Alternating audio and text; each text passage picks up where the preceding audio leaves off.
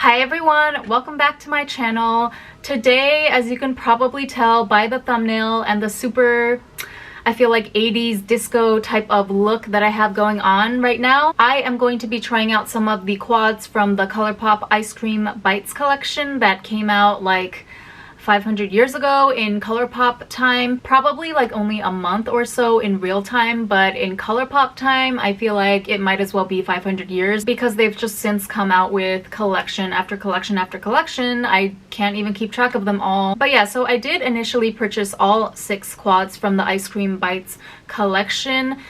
For some reason, I thought that I was going to have the energy and the time and the motivation to review all 6 of them. Clearly, that is just not the case. So I'm only going to sample 2 of the most colorful and what I think are the most worthwhile quads. And that would be Sundae Funday, which is this pink yellowy color palette, and Waffle Cone, which is this nice little mixture of a beautiful deep turquoise teal and some chocolatey browns. I did swatch the all glitter palette in a shorts video not too long ago. It's called Rainbow Sprinkles, so I'll keep that one around as like just a companion palette for any other bright glittery look that I happen to do in the future. As far as I could tell from the hand swatches, they were pretty decent as far as Colourpop glitters go, so I might keep it around. Maybe it'll get its chance to shine one of these days, although honestly maybe not, because if I'm perfectly honest, I like Korean glitters better.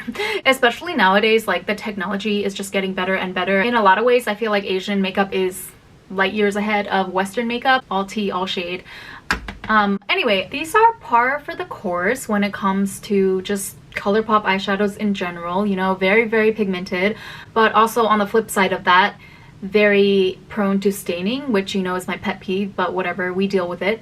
Decently blendable for the most part, true to the color in the pan. There is quite a bit of fallout on the matte shades in particular, but nothing too egregious for anyone who is like medium level or above in makeup application proficiency. Even though I have not reviewed that many Colourpop products on my channel, relatively speaking, I can't help but feel a little bit like a broken record every time that I do, because the formula is pretty consistent through and through, at least from the eyeshadows that I have tried. I will get into particular characteristics that I noticed about 1 or 2 shades from these Ice Cream Bites quads during the application footage, so just stick around if you're interested in hearing those comments. Just little things that stuck out in my mind about certain shades when compared to others. Not that any of them gave me too much trouble necessarily, but just something different that I noticed about each. Could be my imagination, maybe not. Anyway, before we get into the application, can I just draw your attention to my lipstick for 1 second? Do you notice anything a little bit different from usual? Something that seems a little bit off? Yes, I actually used this hot pink metallic shade in the Sundae Funday palette as my lipstick today. So this is called You Got Syrup. I don't know what possessed me. I just had a spontaneous moment and I decided to layer this over my RMK matte lipstick base. And thank God for this lipstick base, because otherwise this powder would have just sucked the entire life from my lips. I do own actual lipsticks, of course, in hot pink or shocking pink shades, as they like to call it in Japan. But I just wanted that extra metallic, like almost foiled looking effect I knew my regular lipsticks would not be able to give me. Okay, so it doesn't look great up close. Like I wouldn't wear this in public, but it doesn't look horrible either, right? Like I think it's holding its own pretty well for being an eyeshadow powder that is not a lip product. Of course it matches my eye look by default as well as my nails. Haha. It's so weird though, like this color is so much deeper and more intense on my lips than it shows up on my eyelids. Obviously because I have the moisturizing RMK lip base on, but yeah, it just goes to show like how much of the finished effect for a lot of makeup is mostly dependent on your technique and creativity. Artistic vision and creativity counts for a lot in makeup, I think. Not necessarily all of the credit should go to the product alone. Anyway, let's go ahead and get into the application footage, and then I'll come back and give you my final verdict. So I first apply ABH eye primer as always, just all over the lid, and here I am just applying Strawberry Sorbet, the light pink shade from Sundae Funday palette, as an all over base color, concentrating more on the inner 2/3 of my eye, deepening up with You Got Syrup, which as you saw on my lips is an intense metallic hot Barbie pink, although it basically reads as a matte on my lids, I feel. Then I'm just blending out the harsh edges at the top with a large fluffy brush. Then I pack Pint to Go, which is a matte canary yellow, onto the center of my lids. This yellow did not show up as intensely as I was hoping, but that's okay, I guess. Yellows are difficult to make vibrant in general. And as you can see, I layer over it anyway with Banana Split, which is this thinnish classic topper shade formulation. I also take Banana Split liberally into the inner corner.